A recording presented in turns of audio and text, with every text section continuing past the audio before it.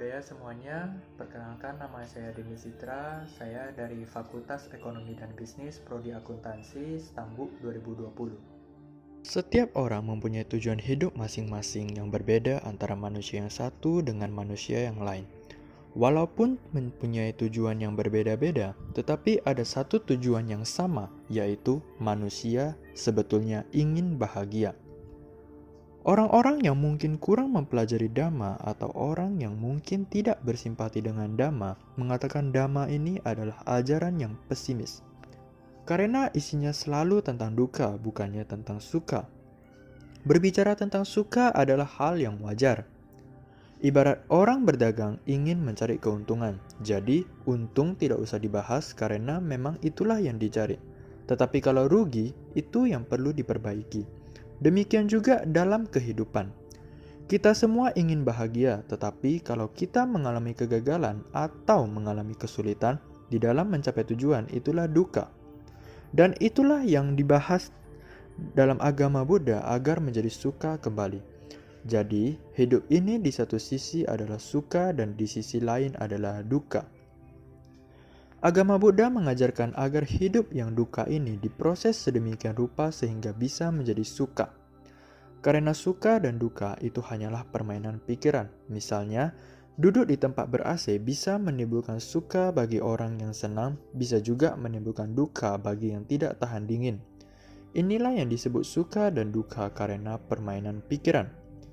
Tujuan kita hidup adalah untuk mencapai kebahagiaan, namun konsep kebahagiaan bisa bermacam-macam dan dapat dilihat dari sudut yang berbeda-beda. Apa yang bahagia bagi kita belum tentu bahagia bagi orang lain. Lalu bagaimana kita sebagai umat Buddha membentuk kebiasaan baru dengan beribadah di rumah di era pandemi COVID-19 ini? Yang pertama, kita dapat melakukan pembacaan parita. Kita membaca dan mengucapkan sesuatu yang baik. Dengan demikian, kita telah melakukan karma baik setidaknya melalui pikiran dan ucapan. Untuk itu, penting bagi seseorang yang membaca parita memahami makna parita dari terjemahannya. Membaca parita berarti kita berupaya untuk memahami apa yang sebelumnya kurang kita pahami. Membaca parita berarti mengulang khotbah-khotbah Buddha Gautama.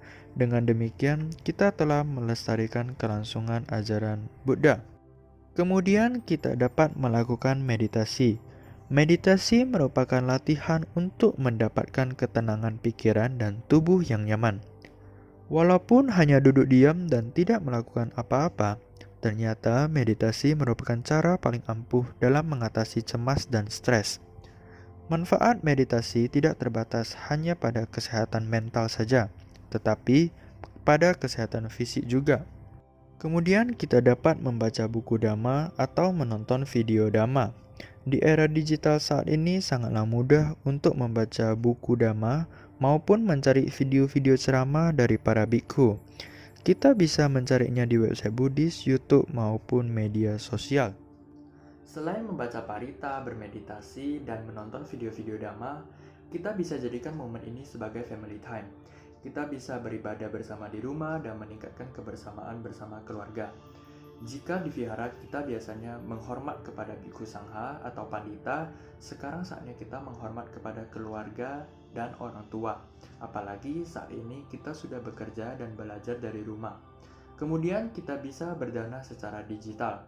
Jika biasanya kita berdana ke vihara ataupun kepada bhikkhu sangha, dengan kondisi Indonesia saat ini, kita bisa alihkan sementara uang kita untuk berdana kepada yayasan, perkumpulan, dan secara personal yang kemudian dananya akan digunakan untuk penanganan virus corona di Indonesia. Tidak perlu keluar rumah, cukup gunakan mobile transfer atau melalui uang digital kamu.